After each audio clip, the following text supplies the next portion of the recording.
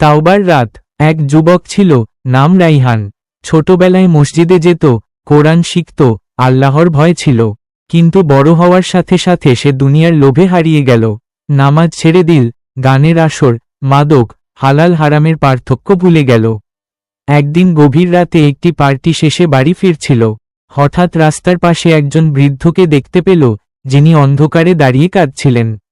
রাইহান জিজ্ঞেস করল, চাচা, এত রাতে কাঁদছেন কেন? চাচা বললেন, পুত্র, আমি আজ রাতে আল্লাহর সামনে তাওবা করেছি। আমার 70 বছরের পাপ আজ চোখে ভাসছে। আমি জানি না আল্লাহ আমাকে ক্ষমা করবেন কিনা, তাই কাঁদছি। এই কথা শুনে রাইহানের মনে যেন বজ্রপাত হল। তার চোখে পানি চলে এলো।